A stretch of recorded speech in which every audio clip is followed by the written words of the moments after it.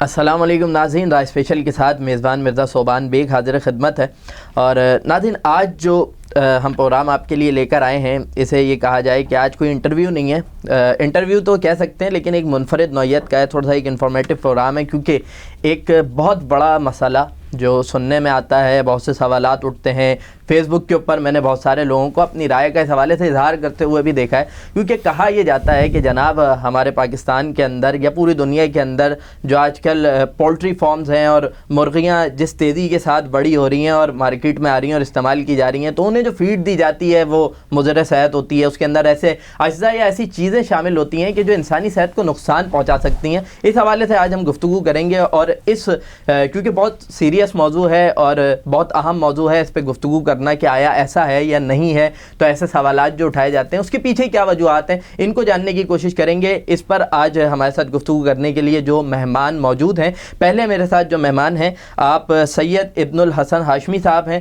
1984 سے poultry management سے وابستہ ہیں، اور آپ کے ساتھ ساتھ جو دوسرے ہمارے نہایت معزز مہمان ہمارے درخواست پہ پروگرام میں آئے ہیں، آپ 32 سال سے فیڈ انڈسٹری سے وابستہ ہیں، اینیمل نیوٹریشن ہیں، ڈاکٹر خلیل میاں صاحب۔ دونوں حضرات کو پروگرام میں خوش آمدید کہتے ہیں، اور سب سے پہلے آپ دونوں کا بہت شکریہ کہ آپ وقت نکال کے ہمارے پروگرام میں تشریف لائے۔ ڈاکٹر صاحب، یہ عام فہم سوال، اور آپ کو بھی اس کا بہت سارے مواقعوں پہ بہت ساری جگہوں پہ سامنا ہوا ہوگا کہ جو ایک قدرتی نظام ہے، ایک مرغی ہوتی ہے اور وہ آہستہ آہستہ بڑی ہوتی ہے اور اس کے بعد جو ہے وہ کاٹی جاتی ہے، اسے استعمال کیا جاتا ہے، لیکن پولٹری فارمز کے اندر یہ اتنی بڑی تعداد میں مرغیاں اتنی تیزی سے بڑی ہو رہی ہیں، اس کے پیچھے کیا معاملہ ہے؟ شکریہ آپ کا جی، آپ نے ہمیں انوائٹ کیا، اور شکریہ ناظرین کا جنہوں نے وقت نکال کے ہماری بات سن رہے ہیں۔ ہم نے اس شعبے کے اندر 3 دہائیوں سے خدمات دے رہے ہیں۔ 1985 سے میں نے اینیمل نیوٹریشن میں ماسٹرز کیا ہے اور فیڈ انڈسٹری سے وابستہ ہوں۔ چونکہ میں بذات خود اس میں انوالو ہوں، تو میں آپ کو یہ عرض کروں کہ اینیمل نیوٹریشن ایک ایسا شعبہ ہے جس میں مرغیوں کو انتہائی متوازن خوراک دی جاتی ہے۔ اس متوازن خوراک کی وجہ سے ان کی بڑھوتری میں اضافہ ہوتا ہے اور ان کی پرفارمنس میں بھی اضافہ ہوتا ہے، لیکن اصل مسئلہ اس کے ساتھ ساتھ یہ ایک اس کی ہیریڈیٹی کا اور جینز کا بھی ہے۔ میں اس طرح سے مثال دیتا ہوں کہ ایک ہاتھی کا بچہ بہت تیزی سے گرو کرتا ہے، لیکن ایک خرگوش اس کو جو مرضی کھلا لے وہ ہاتھی کے برابر گروتھ نہیں کر سکتا۔ اس کی وجہ اس کی جینز، اس کی ہیریڈیٹی ہے، جو ایک وراثت جو اللہ تعالیٰ کی طرف سے ایک نظام ہے۔ انسان اپنی طرف سے قدرت کے نظام تو نہیں بنا سکتا، لیکن سائنس اور ٹیکنالوجی کا استعمال کر کے قدرت کے نظام کو وہ مشاہدہ کرتا ہے اور اس سے فائدہ اخذ کرتا ہے۔ اسی کو سائنس کہتے ہیں۔ کوئی سائنسدان ایسا آج تک نہیں پیدا ہوا ہے جو کانوں سے دیکھ سکے یا آنکھوں سے سن سکے۔ تو ہم نے جو فیڈ کو اسٹڈی کیا ہے، اس کے نتیجے میں یہ بریڈ امپروومنٹ ہوئی ہے۔ چنانچہ اس وقت 2 ڈیفرنٹ لائنز کی مرغیاں آپ کو نظر آتی ہیں۔ ایک وہ جو انڈے دینے میں کمال حاصل رکھتی ہیں، ان کو لیئرز کہتے ہیں، اور ایک جو گوشت کے کام آتی ہے، ان کو برائلرز کہتے ہیں۔ دونوں کی نسلیں بھی الگ ہیں اور ان کی خوراک بھی الگ ہے۔ لیکن ڈاکٹر صاحب، جس طرح آپ نے کہا ہے کہ آپ لوگ فیڈ دیتے ہیں، تو یہ بات سامنے بھی آئی ہے اور میں نے بھی بہت ساری جگہوں پہ اس کا مطالعہ بھی کیا کہ جو فیڈ آپ دے رہے ہیں، کیونکہ آپ نے جس طرح کہا کہ ایک قانونی نظام ہے، ایک فطرت ہے، ایک قدرتی معاملہ ہے، لیکن آپ لوگ اس میں جو فیڈ دے رہے ہیں اس میں جو چیزیں شامل کرتے ہیں، کہا جاتا ہے کہ کچھ زہریلی چیزیں ہوتی ہیں جن سے انسانی صحت کو خطرات لاحق ہیں۔ نہیں، ایسی بات نہیں ہے۔ انسان قدرت کے نظام کو اسٹڈی کرتا ہے۔ قرآن نے بڑی جگہ اس چیز پہ ہمیں فکر کی دعوت دی ہے کہ آپ میرے کائنات پہ، میرے نظام پہ دیکھو۔ سائنسدانوں نے یہی کام کیا ہے، انہوں نے فطرت کا بڑی گہری نظر سے مشاہدہ کیا ہے۔ سب سے پہلا فیڈ فارمولہ اس طرح بنایا گیا ہے کہ مختلف اجزاء جو ہیں مختلف برتنوں میں رکھ دیے گئے اور مرغیوں کو ان پہ چھوڑ دیا گیا، اور پہلے اور بعد میں وزن کر کے دیکھا گیا کہ انہوں نے کون کون سی چیزوں کو کتنا انتخاب کیا ہے۔ دوسری صورت میں مرغی خود یہ انتخاب کرتی ہے کہ آپ اس کے آگے کچھ گرینز دیتے ہیں، اور کچھ وہ گلی نالی سے کیڑا کھاتی ہے، اور کچھ وہ پتے کھاتی ہے، اور اس فارمولہ بنانے کی کوشش کرتی ہے۔ انسان نے اس کو ذرا بہتر طریقے سے کیا ہے کہ وہی چیزیں کہ جب وہ ان چیزوں کا آپ جمع کرتے ہیں تو ایک اچھی اس کا پروٹین لیول اچھا ہے، وٹامن لیول اچھا ہے، منرل لیول اچھا ہے، اور اس کی ساری ضروریات کو ایک خوراک کے ذریعے سے پورا کیا جاتا ہے۔ اس میں کوئی مضر صحت اثرات نہیں ہے۔ ایک چیز تو ہے نا کہ ایک فرد اگر کوئی بات کر رہا ہے تو اس کے پیچھے کچھ نہ کچھ معاملہ، کوئی نہ کوئی ایسا پوائنٹ، کوئی نہ کوئی ایسی چیز ضرور ہوتی ہے کہ جو اسے مجبور کرتی ہے کہ وہ اس قسم کا سوال اٹھا سکے. یا اس حوالے سے آپ لوگوں نے کوئی کسی لیب کے اندر کوئی ٹیسٹ کروایا ہو جس کی رپورٹس موجود ہوں، جسے باقاعدہ طور پہ یہ چیز، اس چیز کا اعلان کیا گیا ہو کہ اس میں اس قسم کی کوئی چیز شامل نہیں ہے؟ دیکھیں جی، مرغی اتنی حساس چیز ہے، خاص طور پہ یہ جو گوشت والی مرغی اور انڈے والی مرغی ہے، یہ لاکھوں کی تعداد میں ایک چھت کے نیچے ہزاروں اور لاکھوں کی تعداد میں پالی جاتی ہیں. اور اگر تھوڑا سا بھی ان کے اندر کوئی بیماری آ جائے، کوئی مسئلہ آ جائے، یا خوراک میں کوئی مضر صحت اثرات یا ٹاکسن آ جائے تو یہ اس کو برداشت نہیں کر سکتی، بڑے پیمانے پہ موات ہو جاتی ہیں. لہٰذا اس کی فیڈ کو اتنا خالص رکھنا پڑتا ہے کہ انسان بھی ایسی فیڈ کو ترسیں گے. اتنی خالص فیڈ جو ہم مرغیوں کو دیتے ہیں، آپ یہاں سے اندازہ کر لیں کہ انسانی خوراک میں جو نارملی ہم کھا رہے ہیں ایفلوٹاکسن کا تناسب بہت ہائی رہتا ہے، لیکن پولٹری کی خوراک میں یہ 20 پارٹ پر بلین سے نیچے رکھا جاتا ہے. اور اس کے بغیر کوئی فارمر فیڈ خریدنے کو تیار نہیں ہے جب تک اس کو یہ گارنٹی انالیسز نہیں دیا جاتا گارنٹی کے ساتھ کہ اس کا ایفلوٹاکسن 20 پارٹ پر بلین سے کم ہے. یعنی 20 ارب میں سے صرف 20 حصے، 1 ارب میں سے 20 حصے پارٹ پر بلین.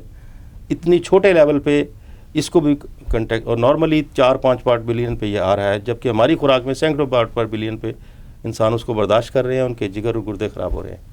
ہاشمی صاحب، میں آپ کی جانب آؤں تو جس طرح ڈاکٹر صاحب نے بات کی، لیکن کچھ نہ کچھ فرق ہمیں مرغیوں میں دیکھنے میں ضرور آتا ہے.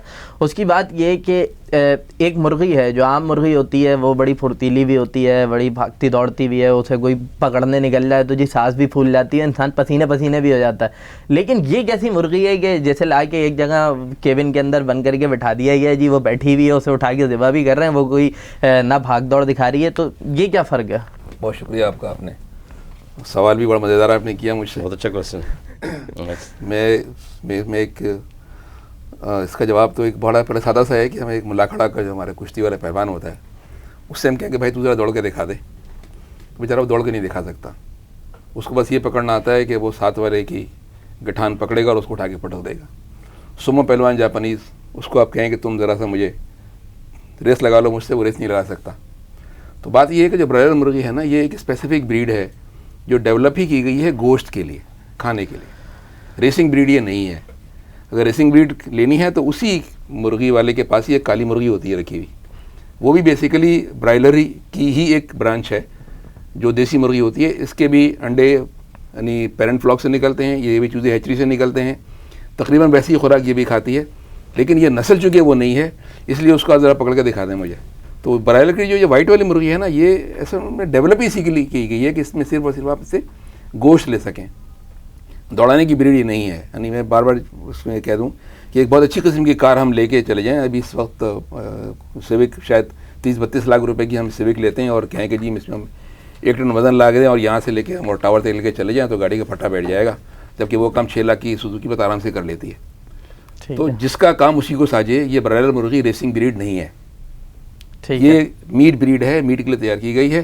ریسنگ بریڈ کی مرغیاں بہت ساری ہیں، جو کوئی ڈیمانڈ کرے میں دے دیتا ہوں، ریس لا کے دکھا دیں، پکڑ کے دکھا دیں اسے. تو ریس کے لیے آپ لوگوں نے مرغیاں الگ مرغیاں ہیں، بالکل نسلیں ہیں اس کی 50-100 سے زیادہ اقسام ہیں مرغیوں کی. 100 سے زیادہ اقسام مرغیوں کی، مختلف نسلوں کی. انڈے دینے والی مرغی کی الگ اقسام ہیں. اس برائلر کے اندر ہمارے یہاں پاکستان میں تقریباً 12 قسم کی نسلیں جو ہمارے یہاں پروار پہ جاتی ہیں. راس بریڈ ہے، آربریکرز ہے، ہبرڈ ہے، کاب ہے، انڈین ریور کی اس میں آتی ہے. پھر وہ اسٹار برو تھی، پی آئی اے جس زمانے شروع کیا تھے پی شیور نے، اسٹار برو آتی تھی. تو بریڈر تو ان کے بہت اس طرح لیئر کی ہیں. لیئر ہیں بیبکاک ہے، ہائی سیکس ہے، لومین ہے، لیئر کے لیے جو صرف انڈے دینے کے لیے استعمال ہوتی ہیں. ان کا کام صرف انڈے دینا ہوتا ہے. اس کا گوشت جو ہے وہ گوشت کی بریڈ نہیں ہے. اس کی گوشت میں وہ ٹیسٹ آپ کو نہیں ملے گا جو برائلر میں ملے گا. برائلر کے انڈے میں وہ ٹیسٹ نہیں ملے گا آپ کو جو لیئر میں ملے گا. اسی طرح الگ الگ ٹیسٹ کے لیے الگ الگ بریڈ ڈیولپ کی گئی ہیں اور وہی لوگوں کے لیے ہے. دوسرا ایک ہم تھوڑا سا ناشکرپن کرتے ہیں اصل میں بنیادی طور پر کہ ہم آپ نے ایک سوال ڈاکٹر صاحب سے کیا تھا، میں اس میں کہہ رہا ہوں کہ جن لوگوں نے اس کے بارے میں اعتراضات اٹھائے ہیں ان کے پاس کوئی نہ کوئی تو اس کا کوئی پروف ہوگا. کوئی پروف نہیں ان کے پاس، کوئی پروف نہیں. میں دعوے سے کہہ رہا ہوں. اس کی وجہ یہ ہے کہ یہ اتنی ڈیولپ کر چکی ہے سائنس اور اس پہ اتنے سوالات شروع میں ہوئے ہیں کہ اس کا پورا ایک ضخیم مواد تمام جگہ موجود ہے. آپ تمام یونیورسٹی کی لائبریری میں چلے جائیے، PCSR کی لائبریری میں چلے جائیے، ایگریکلچر یونیورسٹی کی لائبریری میں چلے جائیے، انٹرنیٹ کی لائبریری میں چلے جائیے. آپ اٹھائیے اور آپ کو بے تحاشا، یعنی فیڈ فارمولیشن کوئی ڈھکی چھپی چیز نہیں ہے، موجود ہے. فارمولیشن ساری موجود ہے، آپ دیکھ لیں. میڈیسن ساری موجود ہیں اس کے اوپر، دیکھ لیں آپ اس کے اندر. تو کوئی چیز, اور ان کے پاس سوائے انہوں نے سنا ہوا ہوتا ہے. اب میں نے بھی بہت ساری پوسٹیں ان کی پڑھی ہے, صرف کسی کا حوالے میں ریفرنس نہیں لکھا ہوا ہوتا. ایک سائنسدان نے کہا, بھائی سائنسدان کون ہے وہ؟ ایک سائنسدان نے کہا کہ یہ ہو رہا ہے, بھی کہاں سے ہو رہا ہے ذرا مجھے بتا دو نا, کون سائنسدان ہے, کہاں اس نے کہا, کوئی ریفرنس دے, ریسرچ نہیں ہے اس کے پیچھے کوئی. ٹھیک ہے نا, تو اس لیے بالکل بیس لیس ہے. تھوڑا پوچھنا شروع کریں تو بادشاہ کہتے ہیں یار ہمیں کیا ہوتا, ہم نے تو سنا تھا. بھائی سنی سنائی کو مت آگے بڑھائیں, تھوڑی سی تحقیق کر لیں, مواد حاصل کر لیں. اب دنیا بہت آگے بڑھ گئی ہے, آپ کو 2 منٹ بھی نہیں لگتے. اب تو سب کے ہاتھ میں اینڈرائڈ موجود ہے, آپ 2 منٹ میں اس میں جا کے دیکھ لیں, ساری کہانی سامنے آ جائے گی کیا ہے اور کیا نہیں. جس طرح فیٹ کی بات کی گئی, تو فیٹ کے اندر اگر ہم اس سے ہٹ کے, کہ میں قطعاً کوئی نگیٹو بات نہیں کر رہا ہوں, کہ ایک مثبت اس میں کہ اس میں کیا چیزیں شامل کی جاتی ہیں کہ جس کے باعث جو ہے وہ ایک مرغی اچھے خاصے وقت کے, ایک کم وقت کے اندر بلکہ ایک اچھا خاصا وزن بھی گین کر لیتی ہے, اور وہ جو فوائد اس سے لینے ہوتے ہیں وہ دینے لگ جاتی ہے. تو اس میں شامل کیا کیا کیا جاتا ہے؟ دیکھیے جی, اس میں ڈفرینٹ بریڈس کے لیے اور ڈفرینٹ اسٹین کے لیے ڈفرینٹ فیڈ ریکوائرمنٹ ہے اور ڈفرینٹ فیڈ فارمولیشن ہے. جو فیڈ ہم بناتے ہیں انڈے دینے والی مرغیوں کے لیے, وہ اس مقصد میں پورا کرتی ہے, ان کو جلدی جوان کر کے زیادہ انڈے وہ دیتی ہیں, لمبا عرصے تک دیتی ہیں, ہیلدی رہتی ہیں. جو گوشت کی بریڈز ہیں ان کو ہم اس حوالے سے خوراک دیتے ہیں, اور ڈفرینٹ ایجز پہ وہ فارمولا ڈفرینٹ ہوتا ہے. سٹارٹ میں protein level, energy level different ہے, جیسے جیسے ایج بڑھتی ہے اس کے فارمولیشن چینج ہوتی ہے, اور وہ بہت کم وقت میں زیادہ وزن کرتی ہے. اور اسی طریقے سے یہ صرف پولٹری میں نہیں ہے, یہ لائف سٹاک اور ڈیری میں بھی ایسے ہے. آپ وہاں بھی دیکھتے ہیں کہ بیف بریڈز الگ ہیں. جو گوشت کے لیے گائے پالی جاتی ہے وہ بالکل اس کی شکل بھی ڈفرینٹ ہے, بہت لمبا ٹرنک ہے اور بہت زیادہ پھیلا ہوا ہے, اور چھوٹی چھوٹی ٹانگیں ہیں ہمارے برل کی طرح. ٹھیک ہے. اور جو نارمل ڈیری ہے اس کی لمبی لمبی ٹانگیں ہیں, اس کی باڈی دیکھنے میں ڈفرینٹ نظر آتی ہے. لیکن آپ یہ دیکھیں دنیا تیزی سے ترقی کر رہی ہے کہ ہم ابھی تک ان توہمات میں الجھے ہوئے ہیں. میں اب تو 3 دہائیاں گزار چکا ہوں, لیکن جب میں کیریئر میرا سٹارٹ ہوا تھا تو اس وقت یہ سنتے تھے کہ یہ ہوائی انڈا حرام ہوتا ہے. اس پہ بحث ہوتی تھی کہ مرغی شیڈ والی حرام ہوتی ہے یا حلال ہوتی ہے. اس سے پہلے مولوی یہ بحث کیا کرتے تھے, لوگ یہ بحث کیا کرتے تھے کہ لاؤڈ اسپیکر حلال ہے کہ حرام ہے, اس پہ اذان جو ہے نا نماز ہوتی ہے یا نہیں ہوتی. کب تک آخر ہم ان توہمات پہ اپنا وقت ضائع کرتے رہیں گے؟ These are all superstitions, these are perceptions. اس میں کوئی حقیقت نہیں ہے. اگر جس طرح سے میں آپ سے عرض کر رہا ہوں کہ میں نے 1985 سے ڈائریکٹلی اس شعبے سے وابستہ ہوں, میری خدمات ہے فیڈ انڈسٹری میں. آج بھی بہت سی فیڈ ملز کا میں کنسلٹنٹ ہوں, اور ہم لوگ پورے یورپ سے فیڈ ملز کی مشینری منگوا کے سپلائی کر رہے ہیں. کوئی ایسی چیز نہیں ہو سکتی جو ہم سے چھپی ہوئی ہو. ہم نے خود اس کام کو یونیورسٹیوں میں پڑھا ہے اور اپنی پوری زندگی کیا ہے. کوئی کسی قسم کا اس میں ہارمون کے ایڈیشن کی گنجائش نہیں ہے, نہ ہی مرغی اس کو ابزارب کر سکتی ہے اس کی انٹسٹائن, اور نہ اس سے کوئی فائدہ ہو سکتا ہے اس کو, اور نہ ہی کوئی مضر سے چیز سے سروائیو بھی نہیں کرتی. اگر آپ کو ایسی چیز دیں جس میں بیکٹیریا ہے, وائرس ہے, وہی مضر صحت ہوگا نا, تو سب سے پہلے تو مرغی مر جائے گی, وہ آپ تک پہنچے گی نہیں. لیکن مرغی کیڑے مکوڑے کھا کے بھی تو زندہ رہتی ہے. دیکھیں کیڑے مکوڑے کھانا آپ کو اس کی خوراک ہے, اور اس کو آپ مضر صحت کیسے کہہ سکتے ہیں کہ وہ آپ کے لیے مضر صحت نہیں؟ میں تو اس کے لیے آپ نے کہا کہ اگر وہ کچھ مضر صحت کھائے گی تو مر جائے گی. میں نے کہا کہ کیڑے مکوڑے کھا کے جی رہی ہے تو وہ بھی کھا کے جی سکتی ہے. جو مرغی کیڑے مکوڑے کھاتی ہے اس کے تو آپ حق میں ہیں, اور جو صاف ستھری خوراک ایک بیلنس فارمولے میں بنے ہوئی کھا رہی ہے اس کی آپ خلاف بات کر رہے ہیں. یہی تو بات ہے. آپ نے ہارمونز کی بات کی ہے, بتائیں کوئی اسٹرائڈ وغیرہ جو ہوتا ہے اس کا شمولیت ہوتی ہے فیڈ کے اندر؟ دیکھیں اسٹیرائڈز لائف سیونگ ڈرگز میں آتے ہیں. اس کا پولٹری فیڈ سے دور کا بھی تعلق نہیں ہے, نہ ہی مرغی اس کو ابزارب کر سکتی ہے, نہ اس سے کوئی وزن کی بڑھوتری ملتی ہے. اس کا کوئی فائدہ نہیں ہے. نہ ہم نے آج تک اس چیز پہ کوئی آرٹیکل نہیں پڑھا ہے کہ اسٹیرائڈ کا استعمال پولٹری میں ہو. استعمال کرنا تو دور کی بات ہے. یہ کچھ توہمات ہیں. انفارچونیٹلی پرسیپشن از مور پاورفل دین ریالٹی.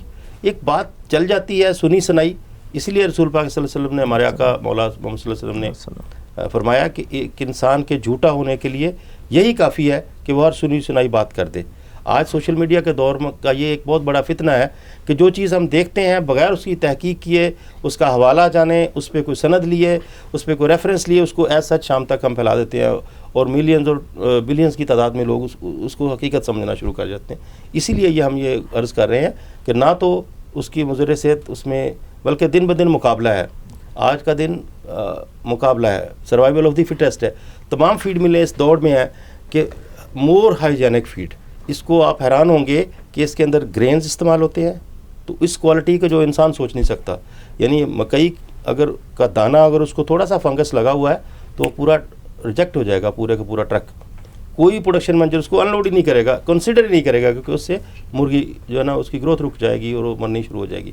اسی طریقے سے بیسٹ کوالٹی کے جو میلز ہیں وہ استعمال ہوتے ہیں, سویابین میل استعمال ہوتا ہے, کارن استعمال ہوتی ہے, رائس ٹپس استعمال ہوتے ہیں, اور وہ اعلیٰ کوالٹی کا گرین استعمال ہوتا ہے. اور اس میں ایک بہت مسابقت ہے, بہت مقابلہ ہے, نہایت ایک دوسرے سے بہتر فیڈ بنانے میں مقابلہ ہے, اور باقاعدہ اس چیز پہ مقابلہ ہے کہ اس فیڈ سے مرغی کتنی ہیلدی ہے اور دوسری فیڈ سے مرغی زیادہ ہیلدی ہے. تو اس مقابلے کی فضا میں سروائیو وہی کرے گا جو اچھی کوالٹی کی فیڈ بنائے گا.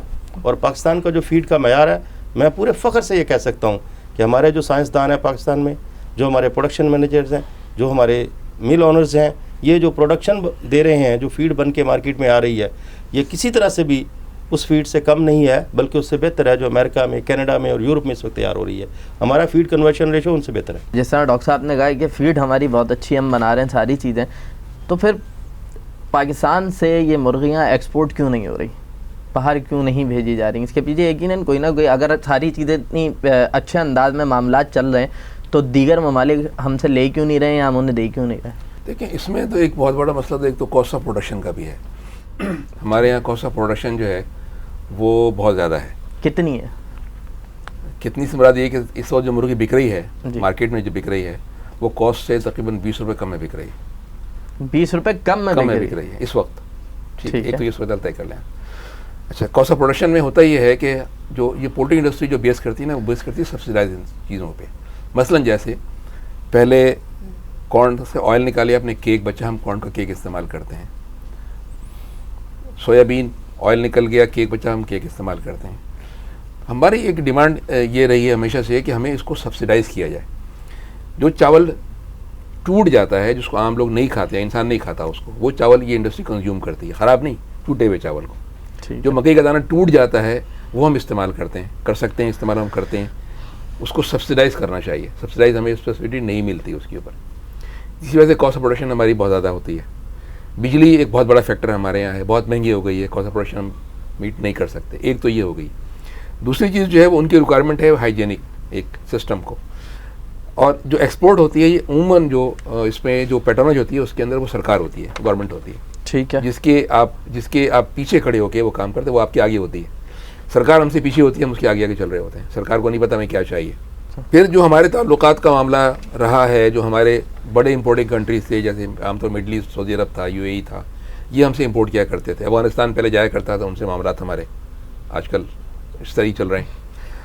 وہ اب خود اتنے ڈیولپ کر گئے ہیں کہ وہ ایکسپورٹ پوزیشن پہ آ گئے ہیں.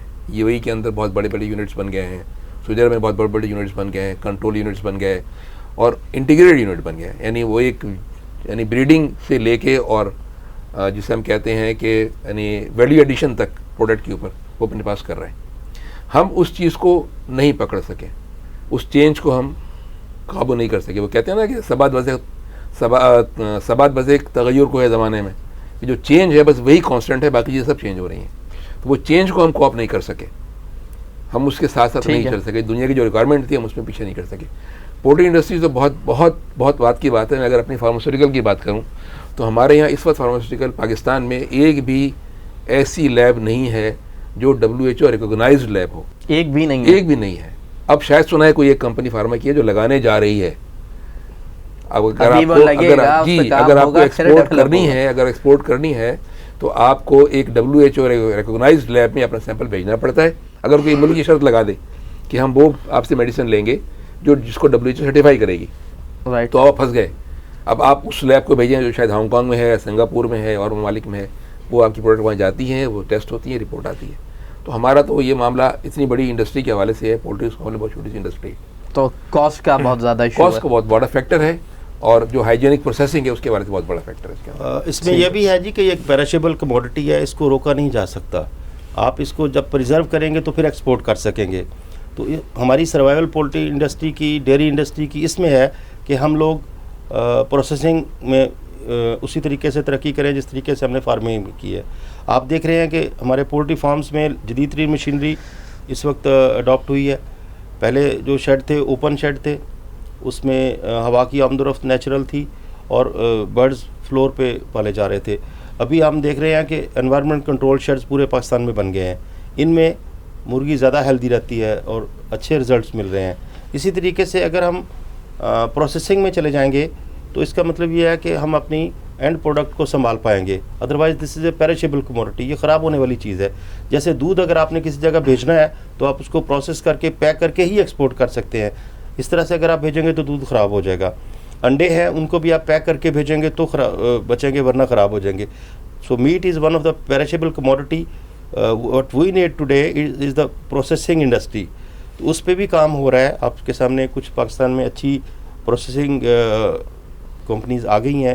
کیڈنز نے اس کو شروع کیا تھا, اب بگ ورلڈ والے بھی آ گئے ہیں, اور ویلیو چکن کے نام سے نیشنل گروپ بھی آ گیا ہے, اور اسی طرح سے اور بھی لوگ آ رہے ہیں. جب یہ پاکستان میں پروسیسنگ ڈیولپ ہو جائے گی, ایڈوانس سٹیج پہ آ جائے گی, تو پاکستان کی پولٹری انڈسٹری بھی اسٹیبلش ہو جائے گی. تب اس پوزیشن میں ہوں گے کہ بہت بڑی مقدار میں ہم گوشت کو, برائلر کے مرغی کے گوشت کو اور اس کے انڈے کو پریزرو کر کے دنیا کے اندر ہم ایکسپورٹ کر سکیں. ابھی بہت بڑا گیپ ہے, ابھی بہت بڑا کوشچن ہے. یہ پورا سینٹرل ایشیا جو ہے اس کو بہت بڑی تعداد میں انڈے اور مرغی کی ضرورت ہے اور گوشت کی ضرورت ہے, کیونکہ جس طریقے سے انسانوں کی آبادی بڑھ رہی ہے, گروتھ آف پاپولیشن, اس کے علاوہ حل ہی کوئی نہیں ہے کہ جدید ترین ٹیکنالوجی کو استعمال کیا جائے. جدید ترین ٹیکنالوجی کے مطابق اپنی پولٹری فارمنگ کو, اپنی ڈیری فارمنگ کو, اپنے ایگریکلچر کو اڈاپٹ کیا جائے اور اس طریقے سے اپنی پیداوار بڑھائی جائے, اور اس کے علاوہ اس کی کوالٹی کو امپروو کیا جائے, ویلیو ایڈیشن کی جائے. تبھی ہم اربوں انسانوں کو فیڈ کر سکتے ہیں, صحت مند خوراک دے سکتے ہیں. پولٹری اس میں ایک بہت بڑا ہتھیار ہے. 2 انڈے روزانہ رہیں صحت مند توانا. جس طرح آپ نے انڈوں کی بات کی کہ انہیں پیک کر کے بھیجا جائے تو خراب نہیں ہوتے, لیکن اگر پیک نہ کیے جائیں, خراب بے شک نہ ہو لیکن ٹوٹ ضرور جاتے ہیں. انڈوں کے اندر یہ بڑا معاملات رہتے ہیں. حفاظت تو ہر چیز کی ضروری ہے, حفاظت تو ہر چیز کی ہے. نسلوں کے اوپر مرغیوں کی بڑا کام کیا گیا. یہ تو مجھے بڑی حیرت بھی ہوئی کہ 100 سے زائد نسلیں کہ ایک نسل کے ساتھ دوسری نسل کی مرغی کو انگیج کیا گیا, جس کے نتیجے میں جو ہے وہ نئی ایک جیسے کہنا چاہیے کہ آگے بڑھے اور ایک نئی نسل سامنے آئی. تو یہ کیا معاملہ تھا, تھوڑا اس پہ روشنی ڈالیں گے ہمارے ناظرین کے لیے. دیکھیں جی, یہ اینیمل بریڈنگ اینڈ جینیٹکس ایک پوری سائنس ہے, اور جینیٹک انجینئرنگ بھی ایک سائنس ہے. اس کا مقصد یہ ہے کہ مختلف جانوروں کی, پرندوں کی جو نسلیں ہیں ان کو بہتر کیا جائے, ان کے جو کریکٹرسٹک امپروو کیے جائیں. فار ایگزامپل, مثال کے طور پہ ہم کہہ سکتے ہیں کہ اگر گائے ہے تو دودھ دینے کی صلاحیت بڑھ سکے, اور اگر فیٹننگ اینیملز ہیں تو وہ تیزی سے اپنا وزن کر سکیں. اگر مرغی ہے تو انڈے دینے والی لیئر ہے تو اس کی یہ صلاحیت بڑھائی جا سکے کہ وہ تھوڑے وقت میں تیار ہو جائے اور لمبے عرصے تک انڈے دے. تو پہلے ہماری مرغی جو ہے, جو جسے ہم یہ لوکل بریڈز کہہ رہے ہیں, لوکل بریڈ جو تھی یہ ایک سال کے اندر 50 سے 55 انڈے ٹوٹل دے رہی تھی, اور ابھی بھی یہی پوزیشن ہے. لیکن مرغی کی نسل کو بہتر کرنے کے ساتھ اس کو صدیوں تک یہ اس ایک پروسیس ہے جو چل رہا ہے, اور ایک پیور لائنز ہیں جو مینٹین کی ہوئی ہیں یورپ نے, امریکہ نے, اور ہم بھی اس پہ ہمیں بھی کام کرنا چاہیے. یہی تو مجھے افسوس ہے کہ ہم لوگ کام کم کرتے ہیں اور جو تھوڑا بہت کام ہوتا ہے اس پہ اعتراض کر کے اس کو خراب کر دیتے ہیں. تو ان لوگوں نے پیور لائنز رکھی ہوئی ہیں, میل کے لیے الگ لائن ہے اور فیمیل کے لیے الگ لائن ہے, اور ان کو پھر کراس کر کے ان میں سے ان اربوں مرغیوں میں سے چند کروڑوں کا انتخاب کرتے ہیں, کروڑوں میں سے لاکھوں کا, اور پھر آخر چند ایسی مرغیاں منتخب ہوتی ہیں جو اپنے خصوصیات میں جس کے لیے وہ بریڈنگ کی جا رہی ہے سب سے بہتر ہو. اس طرح سے پھر نسل امپروو ہوتی ہے گریجولی, اور ہم نے اس امپروومنٹ کو اپنی آنکھوں میں دیکھا. پچھلے 20 سالوں میں زمین سے آسمان کا فرق پڑ گیا. میں نے جب یہ فیڈ انڈسٹری جوائن کی ہے اس وقت فیڈ کنورشن ریشو, یعنی ایک کلو زندہ مرغی کے لیے ہمیں کتنی فیڈ کھلانی پڑے گی, تو وہ جو FCR تھی وہ 2.5 تھی, یعنی 2.5 kg. 2.5 مینس 2.5 kg فیڈ کھلا کے ہم 1 کلو زندہ مرغی تیار کر سکتے تھے. ٹھیک ہے. یا 1 کلو زندہ ایوریج 1 کلو زندہ مرغی کے لیے ہمیں 2.5 کلو فیڈ اس کی پوری لائف میں اس کو دینی پڑتی تھی. اگر 1000 کلو زندہ مرغی ٹوٹل ہمیں چاہیے, اس کے لیے ہمیں 2500 کلو ویٹ فیڈ اس کو کھلاتے تھے اپنے ٹائم میں, تو وہ تیار ہوتی تھی. ٹھیک ہے. ابھی اس وقت وہ 1.6 پہ آ گیا ہے, یعنی 1000 کلو تقریباً زندہ مرغی کے لیے ہم 1600 کلو فیڈ دے رہے ہیں. تو اس کا مطلب یہ ہے کہ 1.6 پہ آ گیا, اور ٹارگٹ یہ ہے پوری دنیا کا کہ in coming 5 years they want to reach to 1.0, یعنی 1 کلو ہم. تو یہ تو میں سمجھتا ہوں ایسی چیزیں اس کو اپریشیٹ کرنا چاہیے ہمیں, اور ہمیں انسانیت کو اس کو سلام کرنا چاہیے کہ ان لوگوں نے ایک ایفیشنسی پیدا کی ہے کہ تھوڑی خوراک کھا کے تھوڑے ٹائم کے اندر مرغی بہتر وزن دے سکتی ہے, زیادہ انسانوں کو فیڈ کیا جا سکتا ہے. لیکن یہ کہنا کہ اس کے نتیجے میں کوئی یہ کوئی غیر پیداواری عمل ہے یا یہ کوئی مضر صحت ہے، یہ صرف ایک پرسیپشن ہے یا ایک دھوکہ ہے یا ایک غلط فہمی ہے جو پھیلائی جا رہی ہے؟ میں اس میں ایک چیز ڈاکٹر صاحب آپ کو ایڈ کر دوں، یعنی تھوڑی انٹرسٹنگ بھی ہو جائے گی عام طور لوگوں کو سمجھنے کے لیے، جی کہ جیسے یعنی بڑے جانوروں میں یعنی بیل میں یہ معاملہ ہوا بڑی آسانی سے سمجھ میں آ جائے گا، اس لیے ہمارے جو خاص کر کراچی کے جو لوگ ہیں یہ بڑے شوقین رہے ہیں سراب گوٹ کی منڈی جا کے اور جانور دیکھنے کے لیے، بڑے بڑے جانور. میں خود بھی اس چیز جو ہمارے جب تھے آپ کی عمر کے تو اس وقت یہ جانور اتنے بڑے نہیں ہوا کرتے تھے. تو میں ایک معمولی سی مثال بتاتا ہوں کہ ہمارے یہاں سبی میں ایک نسل پائی جاتی ہے بھاگناری نسل کے بیل کہلاتے ہیں، جو بہت بڑے سفید بڑے ہوتے ہیں. اس بھاگناری نسل کے بیل کو انڈین ڈراٹ ماسٹر سے کراس کیا گیا. ٹھیک ہے. سوری آسٹریلین ڈراٹ ماسٹر سے کراس کیا گیا. اس کے بعد جو بریڈ بنی اس کا نام رکھا گیا ناری ماسٹر. اس ناری ماسٹر بریڈ کے بیل اگر آپ دیکھنے ہیں تو آپ کو ایک اگر وہ بیل 7 فٹ کا تھا سبی والا تو نسبتاً 6.5 فٹ، لیکن چوڑائی میں اور لمبائی میں وہ ڈراٹ ماسٹر کی طرح ہو گیا اور ایک بہت بڑی نسل. اور وہ تقریباً آپ سمجھ لیں کہ کوئی یعنی اس وقت مارکیٹ میں اگر بکنے آتا ہے تو وہ 20 سے 22 لاکھ روپے کا ایک بیل بکتا ہے وہ والا. اب اگر اس بیل کو دیکھ کر کوئی کہے کہ اس سے میں ہل چلاؤں گا تو وہ بات خراب ہو جائے گی نا. بیل کے ساتھ بھی زیادتی ہوگی. میں وہی ریس والی بات کر رہا ہوں کہ ہل چلانے کے لیے 1.5-2 لاکھ کا بیل مل جاتا ہے، اسے چلوا لیں. تو وہ جو آپ کتنا ریس لگانے والی مرغی کے لیے میں وہاں پر آنا چاہتا ہوں دوبارہ کہ اس والے سے یہ کرنا توقع یا بس ہے. یعنی وہ ایک اسپیسیفک ایک بریڈ ڈیولپ کی گئی ہے، اس سے آپ کہیں کہ یار یہ اب تو یہی تمام چیزیں دودھ دینے والی نسلیں میں ہوئی. یعنی اب ہم جو ہے وہ دودھ دینے والی گائے سے 60 کلو تک دودھ ایک وقت میں لیا جا رہا ہے. ہمارا ابھی 12 کلو 13 کلو، اس کو کوئی انجیکشن نہیں لگا جاتے، کوئی ہارمون نہیں دیا جاتا ہے اس کو. وہ دودھ دینا اس کے نیچر ہے، نیچر میں دودھ دیتی ہے، وہ ڈیولپ کیا گیا. ہمارے یہاں اسی طرح ہمارے سائیوال بریڈ تھی وہ کراس کی گئی، ہمارے یہاں ریڈ سندھی ہے وہ کراس کی گئی، مختلف ڈیولپ کی گئی ہیں. اور اب باقاعدہ یہ جو سراب گوٹ پہ اور سپر ہائی وے کے اوپر ہمارے جتنے مویشی فارم بنے ہوئے ہیں، جتنے لوگ اپنے منڈی میں اپنے اسٹال لے کر آتے ہیں، ان سب کے پاس باقاعدہ جینیٹک ڈیولپمنٹ موجود ہے کہ وہ ایک نسل ہے ان کے پاس، اس کے اوپر ایک ریکارڈ موجود ہے ان کے پاس. آپ جا کر دیکھیں ان کی فائل مینٹین دیکھیں، اس میں کسی کو یہ نہیں ہوا ہے کہ جی وہ وزن بڑھانے کے لیے اس کو ٹیکے لگائے جاتے ہیں اور کیا کچھ کیا جاتا ہے. بالکل یہ سائنس ہے، ڈیولپ ہو گئی ہے ہر جگہ بلا خوف و خطر اور بلا کسی شک و شبے کے.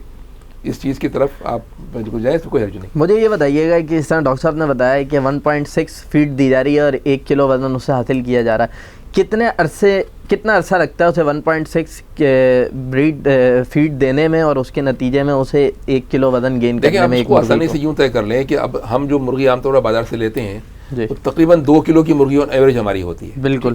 تو وہ جو پہلے جو تھا جس کی 2.5 FCI ڈاکٹر صاحب نے بات کی تھی، اس کا مطلب یہ ہوا کہ ہم 5 کلو فیڈ ایک مرغی کھاتی تھی. 5 کلو فیڈ پورے اپنے لائف اسپین میں، یعنی لائف اسپین جو پہلے جس زمانے کی ہم بات کر رہے ہیں وہ 6 ہفتے اور 7 ہفتے تھی. اب اگر میں بتاؤں لوگ ابھی تک 2 مہینے 1.5 مہینے کہتے ہیں، یہ اب تو 32 دن پر آ گیا ہے. کنٹرول ہاؤسز میں 32 دن کے بعد وہ لائن لگ جاتی ہے کہ اس کو ہارویسٹنگ شروع کر دیں یا یہ فلاک اٹھنا شروع ہو جائے گا، مرغیاں مارکیٹ میں شروع ہو جائیں گی 32 دن پہ. 1 مہینہ بمشکل تقریباً 1 مہینہ اور 2 دن بس وہ لائن دے دیتے ہیں. اگر اس کی مینجمنٹ بہت اچھی ہے تو 32 دن پہ اس کا خالی، ورنہ میکسیمم 35 دن 35. اب تو وہ ویکسینز اسکپ کر دی گئی ہیں پولٹری سے پاکستان میں، جو ویکسینیں 35 دن کے بعد لگتی تھی اسکپ ہو گئی، نہیں لگا، ضرورت ہی نہیں ہے اس کی. یا ان ڈیزیزوں کی ویکسین جس کے بارے میں پہلے خیال تھا کہ شاید 35 ڈیز پہ یہ اٹیک کرتی ہیں، وہ ختم ہو گئی. یعنی یہ ایک بڑی اچھی خبر ہے، میں آپ کو بتاؤں کہ وہ ویکسینیں ختم ہو گئی. ٹھیک ہے. بوسٹر کا کانسیپٹ ختم ہوتا چلا جا رہا ہے. پہلے ہم سنگل ڈوز دیا کرتے تھے، پرائمری پہلا ایک ڈوز دیا، پھر 10 دن کم سے کم گیپ کے بعد یا 12 دن گیپ کے بعد ایک بوسٹر ڈوز لگا کرتا تھا. اب بوسٹر ڈوز کا کانسیپٹ نکلتا چلا جا رہا ہے، اس لیے کہ فلاک اتنی تیار ہو گیا، ضرورت ہی نہیں پڑی اس کی. تو یہ جو ہے تو یہ جو ہے نا 1.6 kg جو تھا، یہ تو 1 کلو کے لیے ہے نا. اگر 2 کلو کا مطلب یہ ہے کہ یہ 3.2 یعنی 3 کلو 200 گرام فیڈ ابھی وہ کھائے گی اپنے لائف اسپین میں، جس کو ہم کوشش کر رہے ہیں کہ کم سے کم کر دیں. اور وہ کم سے کم لائف اسپین ہوتا ہے اچھی مینجمنٹ سے. جتنی اچھی مینجمنٹ ہوگی آپ کی، مینجمنٹ کا مطلب کیا ہے، ماحول اچھا ہو، آمد جامد پر یعنی جتنی توجہ ایک ICU میں ایک مریض کو دیکھنے کے جانے والوں کے لیے ہوتی ہے، اتنی اس سے میں صحیح آپ کو بتاؤں کہیں زیادہ توجہ. فارم پہ تو ہم لڑکے چلے جاتے ہیں نا ہاسپٹل کے اندر کہ بس ایک نظر دیکھنی ہے، بس جانے دیں ہمیں. آپ فارم پہ جا کے دکھا دیں کسی کے، نہیں جانے دیں جب تک کہ آپ کو شاور نہیں دلوائے گا. اس کے بعد شاور ارینجمنٹ ہے، وہ آپ کو شاور دلوائے گا. شاور لینے کے بعد آپ اس کا پورا ایک جو ڈانگری ہے اس کی جی وہ آٹوکلیو ہوئی ہوئی، اسٹرائل ہوئی ہوئی، وہ آپ پہنیں گے، پھر آپ اس کے فارم پہ انٹری کر سکتے ہیں، ورنہ انٹری آپ کی نہیں ہوگی. جو وہیکل داخل ہوگا انٹر میں فارم کے اوپر، جو بھی گاڑی آ رہی ہے، میں اگر فارم کا مالک ہوں میری گاڑی آ رہی ہے وہ بھی، اور جو فارم کا سامان لے کر آ رہی ہے کوبیزرا وہ بھی، تو ساری کی ساری گاڑی ڈپ میں سے گزرے گی. ڈپ کا مطلب کیا ہوا کہ ایک اتنا بڑا اسپین بناتے ہیں جس میں اس کا ویل گاڑی کا ایک دفعہ پورا کا پورا گھوم جائے، اور اس پورے پاؤنڈ کے اندر جو ہے بہت اچھی قسم کا سینیٹائزر پڑا ہوا ہوتا ہے جو اس کو واش کرتا ہے، واش کر دیتا ہے. اس کے بعد آپ جائیں گے. اور ڈیولپمنٹ بتا دوں آپ کو، اوپر شاور لگا دیا انہوں نے.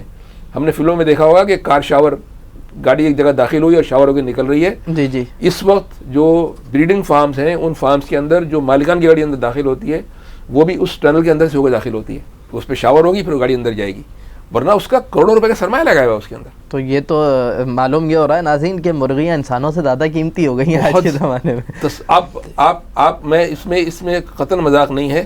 جیسے ابھی ڈاکٹر صاحب نے کہا نا کہ مکئی میں اگر فنگس لگی ہوئی ہو تو ریجیکٹ ہو جائے گا، وہ ریجیکٹ ہو جائے گی اور ہو جائے گی. یعنی ہم تو 300-400 پی پی ہم تو بہت آرام سے کھاتے ہیں. فنگس تو دور کی بات ہے، اگر اس کا مائسچر لیول ہائی ہے تو خطرہ ہے کہ آنے والے دنوں میں لگے گی وہ گیٹ سے ریجیکٹ ہو جائے گی، وہ بھی ریجیکٹ ہو جائے گا. ایک ایک بیگ کے اندر وہ باقاعدہ اس کو چیک کیا جاتا ہے، باقاعدہ ہائیجینک اور اس میں اتنا سخت مقابلہ ہے کوالٹی کے اندر، اتنا سخت مقابلہ ہے کہ سروائیول آف دی فٹریسٹ ہے. ہر فیلڈ میں آپ کو لیب رات دن اس پہ کام کر رہے ہیں کہ زیادہ سے زیادہ اس کو کیسے ہائیجینک بنا سکتے ہیں، امپروو، اور باقاعدہ اسٹیم ٹریٹمنٹ کیا جاتا ہے فیڈ کا اور اس کے بعد وہ پیک کی جاتی ہے. سر کارل فشر PCR، ٹھیک، ایلائزا، یہ وہ انسٹرومنٹس ہیں جو فیڈ مل کی لیبس میں لگے ہوئے ہیں اور ہے نا یار نیئر انفرارڈ جو موجود ہیں لگے ہوئے ہیں. اس کی وجہ اس کا سروائیول اس کے اندر ہے. یہ ڈاکٹر صاحب نے بات کی نا کہ ہیلدی کمپٹیشن یہی ہو رہا ہے کہ اب کمپٹیشن ہو رہا ہے کہ یہ اس سے گزارا مطلب اب. اور جو بہترین سب سے اچھا رزلٹ ہے نا وہ خود مرغیاں ہیں. وہ بتا دیتی ہیں 4 گھنٹے کے بعد کہ میرے ساتھ کیا ہو گیا. سب سے بڑی لیبارٹری مرغی ہے، سب سے بڑی فیڈ کی بھی، مینجمنٹ کی بھی، 4 گھنٹے میں بتا رہے کہ میرے ساتھ کیا ہوا ہے. تو یہ آپ نے فرمایا کہ انسانوں سے قیمتی نہیں ہوگی، لیکن انسانوں تک تبھی پہنچیں گی اگر وہ ان کو صحیح خوراک ملے گی. یہ تو بیسیکلی اصل میں ہماری چونکہ انسان قیمتی ہے نا، انسان قیمتی ہے تو اس کو ہمیں بہت اچھی چیز دینے کے لیے ہم یہ کر رہے ہیں. وہ قیمتی نہیں ہے، اس کا خیال الٹیمیٹلی ہمارا کسٹمر تو انسان ہے نا، جس کا ہم خیال کر رہے ہیں، وہ ہمارا ٹارگیٹ وہ ہے. اس لیے ہم کوشش کرتے ہیں کہ اتنی اچھی صحت مند چیز، اور اس پر جب کوئی بات کرتا ہے اس طرح کی تو افسوس ہوتا ہے کہ یار کہیں تھوڑا سا پڑھ تو لو کم سے کم. وہ کہتے ہیں اسی لیے ہم نے آپ کو بلا کے بٹھا لیا ہے کہ ایک نقطے نے ہمیں محرم سے مجرم کر دیا. کر کے جائیں ہم دعا کرتے رہے اور وہ دگا پڑھتے رہے. جن چیزوں پہ ہمیں ناز ہے کہ ہمارا پاکستان اس وقت ترقی کر رہا ہے، جن چیزوں میں ہم نے دنیا کے ساتھ قدم سے قدم ملا کے چل رہے ہیں، جس FCR پہ ہم اس وقت پورا پراؤڈ فیل کر رہے ہیں، لیئر پروڈکشن پہ پراؤڈ فیل کر رہے ہیں، FCR پہ کر رہے ہیں، اس چیز پہ قوم کو ہمارا ساتھ دینا چاہیے. ہماری دعا ہے کہ انسانوں کو اتنا صاف ستھرا ماحول مل سکے، ان کو اتنی بیلنس خوراک مل سکے کہ جس میں پورے پروٹینز، امینو ایسڈز، وٹامنس اور منرلز اس تناسب سے ہوں جس طرح سے مرغیوں کو مل رہے ہیں. تو آپ کو پاکستان میں بیماریاں ختم ہو جائیں گی اور آپ یہ دیکھیں گے ہاسپٹل انڈسٹری کریش کر جائے گی. ہمارے یہاں پاکستان جو ہے وہ پروٹین ڈیفیشینٹ کنٹری میں شمار ہوتا ہے. پاکستان پہ جو رہائشی لوگ ہیں ہمارے یہاں وہ پروٹین ڈیفیشینٹ ہے. پوری دنیا میں پروٹین ان کے ریکوائرمنٹ نہیں ملتا. دنیا کا اسٹینڈرڈ جو پروٹین کھانے کا ہے وہ 30 کلو پر پرسن پر اینم ہے. یعنی اگر چکن کی بات کریں گے سب سے سستا سالانہ، ایک سال میں ایک انسان 30 کلو تک چکن کا گوشت کھانا چاہیے، اس کو یہ ریکوائرمنٹ ہے اس کی. ٹھیک ہے. ہمارے یہاں جب پولٹری میڈل میں تھی، یعنی میں 2000 کی بات کر رہا ہوں، تو تقریباً 6.5 کلو تھا. اب شاید سنا ہے 9 کلو پہ پہنچ گیا ہے. لیکن بہت سے ممالک ایسے ہیں جن میں سے 60 سے 70 کلو تک ایوریج ہے. 9 کلو یعنی ہم یہ کہہ رہے ہیں کہ ابھی 21 کلو تقریباً ہمارے پاس ڈیفیشینسی ہے پر پرسن پر اینم. اتنا کم، یعنی اس پروٹین ڈیفیشینٹ ملک میں جہاں پر یہ مرغی کا گوشت جس کو ہم کہتے ہیں یہ مٹن سے بیف سے سستا ہے، اس کو یعنی اگر یہ چکن نہیں ہوتی نا برائلر کی، تو جو بڑا گوشت ہے وہ 1000 روپے کلو بکرا دیکھنے کو بھی نہیں ملتا آپ کو. یہ اس کی طاقت ہے جس نے اللہ تعالیٰ نے اتنی صلاحیت دے دی ہماری پاکستانی قوم میں، فارمرز کو، لوگوں کو، اس فیلڈ کے لوگوں کو، کہ انہوں نے اتنا سستا، اتنا خوبصورت. ورنہ پہلے کیا تھا، مرغی لوگ کب کھاتے تھے؟ گھر میں جب مرغی بیمار ہوتی تھی تو کہتے تھے فوراً ابا ذبح کرو اس کو، مرغی آنکھیں بند کر رہی ہے. یا کیا ہوا، اگر گھر میں کوئی بیمار ہو گیا تو مرغی ذبح ہوتی تھی. اس کے علاوہ کوئی مرغی ذبح نہیں ہوتی تھی ہمارے یہاں. کبھی کبھی بیچارے داماد کی قسمت جاتی تھی، کوئی آپ کا داماد آ گیا تو چلو اس کو مرغی کھلاؤ. اس زمانے میں ہمارے ملک میں جہاں پر لوگوں کو دال اس سے مہنگی مل رہی ہے، یہ حقیقت ہے کہ دال اس سے مہنگی اس ملک میں یہ اصل میں یہ لوگ بیسیکلی میں بتاؤں یہ ال فیلنگ کے لوگ ہیں. یعنی مجھے پتہ چلا کہ ایک صاحب ہیں جو اس پہلے یہ والا پروپیگنڈا کرتے ہیں کہ مرغی خراب ہے، مرغی خراب ہے، اور پھر میں جانتا ہوں جس جگہ سے وہ مرغی وہ لیتے ہیں اس جگہ کو آرگینک مرغی ڈکلیئر کر کے اور 4 گنا زیادہ قیمتیں بیچ رہے ہیں. اور ان سے پوچھے آپ نے یہ کہاں سے لی تو نا جگہ بتانے کو تیار. بھئی امپورٹ کیوں تو بتا دو. اگر یورپ سے امپورٹ کر رہے ہیں آرگینک چکن شکوہ ہاشمی صاحب تو میرے پاس تو پورا ایک ڈیٹا, میں نے آج اتفاق سے ایک ڈیٹا پورا مرتب کیا آج کی تاریخ میں, جنوری 2016 سے لے کے دسمبر 2016 تک, کہ ٹوٹل جو میٹ کی شکل میں کوئی بھی ہو, چاہے پولٹری ہو, فش ہو, بیف ہو, کتنا امپورٹ ہوا ہے. ٹوٹل 3 کنسائنمنٹ آئی ہیں اس پاکستان میں اب تک.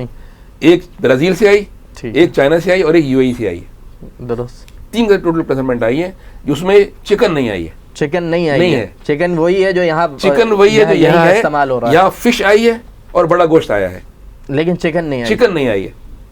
چکن کا میں بالکل HS کوڈ 0.0207. جو ضروریات ہیں, جتنی ضرورت ہے وہ یہاں ہمارے پاس پولٹری فارم یہ بات کہتے ہیں کہ پاکستان مرغی اور کے گوشت میں اور انڈے کی پیداوار میں خود کفیل ہے, اور ہم اس پوزیشن میں ہیں کہ ہم دنیا کو یہ ایکسپورٹ بھی کر سکتے ہیں.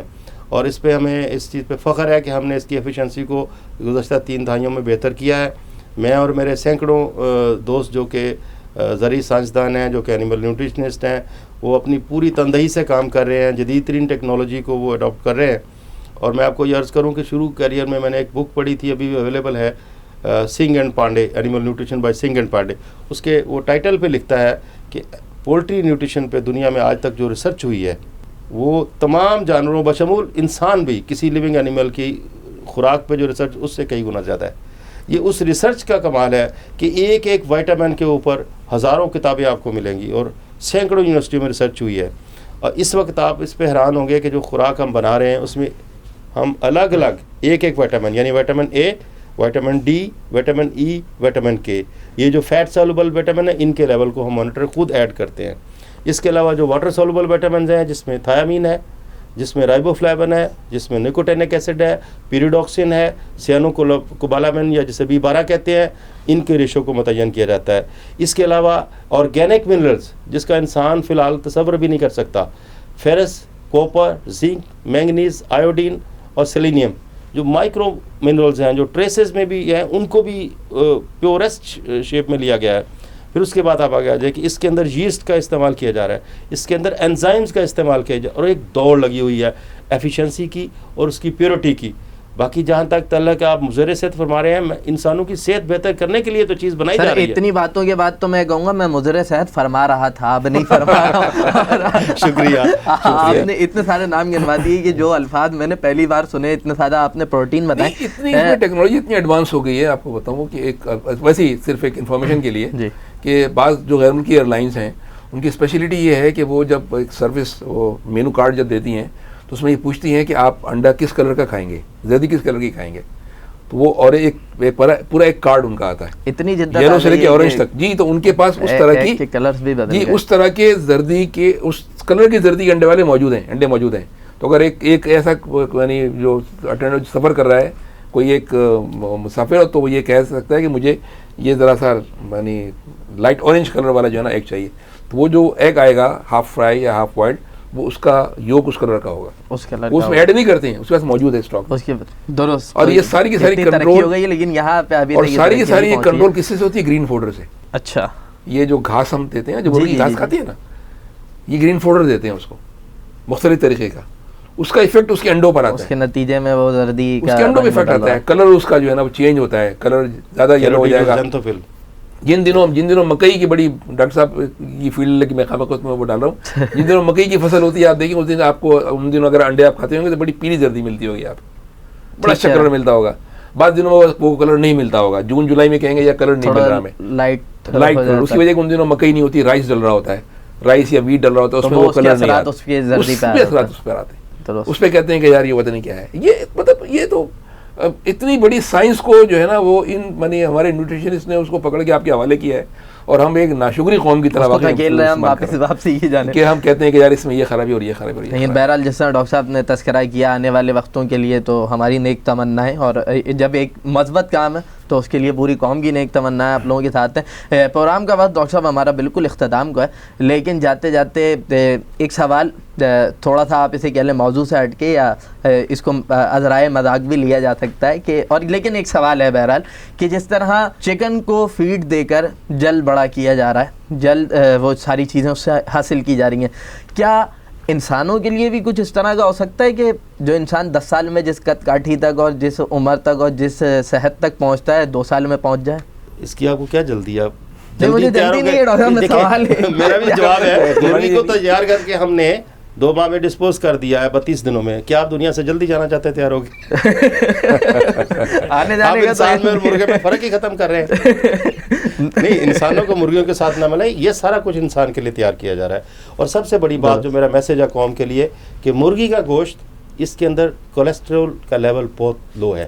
اگر آپ مرغی کا گوشت کھاتے ہیں تو یہ سب سے سستا اینیمل پروٹین کا سورس ہے, اور الحمدللہ ہمیں اس پہ فخر ہے, ناز ہے.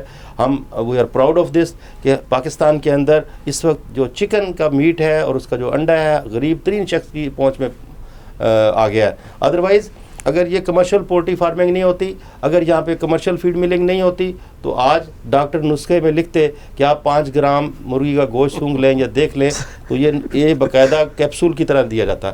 ابھی اس وقت یہ سب سے سستی آئٹم بن گئی ہے. غریب سے غریب آدمی 5 روپے کا 10 روپے کا انڈا لاتا ہے اور اپنا پیٹ بھر لیتا ہے. غریب سے غریب آدمی 150 میں اپنی ہنڈیا پکا لیتا ہے, اور اس کوالٹی کا کہ جس کی ہزاروں ڈشز بن سکتی ہیں. میرے خیال میں بنیادی پیغام میرا یہی ہے کہ صحت کو بہتر کرنے کے لیے سب کچھ کیا جا رہا ہے. خدا را ان تصورات سے باہر نکلیں, وقت کے ساتھ قدم سے قدم ملا کے چلیں. ان تمام توہمات سے, ان سپرسٹیشن سے, ان پرسیپشن سے ہمیں آگے نکلنا ہوگا. اگر ہم انہی چیزوں میں الجھے رہیں گے تو ہم بہت پیچھے رہ جائیں گے. اس گفتگو کے بعد تو نکل گئے ہوں گے اب تک تمام. میں آپ کے سوال کو تھوڑا سا الٹ دوں کہ اگر انسانوں کی خوراک ان مرغیوں کو کھلائی جائے تو کیا ہوگا؟ کیا ہوگا؟ ٹھیک ہے نا, وہ سوال تھا نا کہ ان مرغیوں کی خوراک اگر اس طرح کی خوراک بنا کے کھلائیں تو سر جواب تو آپ ہی کے پاس ہے. ان کو کچھ نہیں ہوگا, ان کو کچھ نہیں ہوگا, لیکن یہ لیٹ گرو کریں گے. لیکن اگر یہی خوراک ان کی ہم ہمارے جو بیک یارڈ فارمنگ میں ہم جو مرغے گھروں میں رکھتے ہیں ان کو ہم کھلائیں تو ان کی گروتھ میں کوئی بہت بڑا فرق نہیں آئے گا, یہ طے کر لیں. اور نہ ان کی خوراک تو, اور نہ ان کی خوراک بند کر دی جائے اور ان کو چھوڑ دیا جائے اسی طرح سے ان کے ساتھ کہ تم کھاؤ پیو اپنے جہاں ملتا ہے تو کھاؤ, تو ان کی بھی بڑھوتری میں فرق تو پڑے گا, لیکن بہت زیادہ فرق نہیں پڑے گا. بجائے یہ کہ 35 دن کے یہ جا کے کوئی 90 دن میں تیار ہو جائیں گی, اور وہ جو ہیں وہ 180 دن میں بھی اتنی بڑی نہیں ہوں گی جتنی بڑی یہ ہو جاتی ہیں. تو فصل جو فرق کہاں پر آتا ہے وہ آتا ہے نسل کا, بریڈ کا, جو ڈیولپمنٹ کی گئی, جس کو تیار کیا گیا اس کو. یہ اصل میں سنکرونائز کرتے ہیں ہم. یہ سنکرونائزیشن ہے بریڈ کی اور فیڈ کی. جب دونوں ملیں گے آپس میں تو پھر یہ سینرجک اس کا افیکٹ ہوگا, ورنہ سینرجی اس کی ٹوٹ جائے گی. پروگرام کا وقت ہاشمی صاحب اختتام کا, ڈاکٹر صاحب نے پیغام دے دیا, آپ کوئی پیغام دینا چاہیں گے ناظرین کو؟ بس مرغی کا گوشت, برائلر مرغی کا گوشت بے خوف بلا جھجک اور اللہ کا شکر ادا کر کے کھائیں انشاءاللہ تعالیٰ. اور بسم اللہ پڑھ کے کھائیں, بسم اللہ پڑھ کے کھائیں. ہم مسلمان لوگ ہیں, اللہ تعالیٰ نے ہمیں یہ خوراک, ہمیں یہ ایک ذریعہ فراہم کیا ہے, اس کو حلال طریقے سے اس کو ذبح کریں, صاف ستھرے طریقے سے اس کو پکائیں. انشاءاللہ تعالیٰ بیماری کا کوئی ایک اس کی وجہ سے کوئی بیماری آپ کو نہیں آئے گی. بہت شکریہ ہاشمی صاحب اور ڈاکٹر خلیل صاحب ہمارے پروگرام میں آنے کے لیے, اور اتنی انفارمیٹیو گفتگو, اور میری نالج میں اتنا اضافہ ہوا ہے تو یقیناً جو ناظرین ہمارے دیکھ رہے ہوں گے ان کی نالج میں بھی بہت سارا اضافہ ہوا ہوگا اور بیش بہا فوائد انہیں حاصل ہوئے ہوں گے. تو بس پروگرام کا وقت ناظرین یہاں اختتام کو پہنچتا ہے. جاتے جاتے یہی پیغام کہ ہمیشہ تو میں دوسرا پیغام دیتا ہوں, لیکن آج میں بھی یہ کہوں گا کہ مرغی کا گوشت جو ہے وہ بالکل بے فکر ہو کے کھائیں. کوئی اس میں مضر صحت چیز نہیں ہے, اور کوئی ایسی چیز نہیں ہے جو آپ کی صحت کو یا آپ کو نقصان پہنچا سکے. تو بالکل بے خوف ہو کر کھائیں, اور جہاں رہیں خوش رہیں, پاکستان کی ترقی میں اپنا حصہ اور اپنا کردار ادا کرتے رہیں. پھر کسی نئے مہمان کے ساتھ نیا ایپیسوڈ لے کر دوبارہ حاضر ہوں گے. تب تک کے لیے میزبان مرزا صوبان بیگ کو دیجیے اجازت. فی امان اللہ.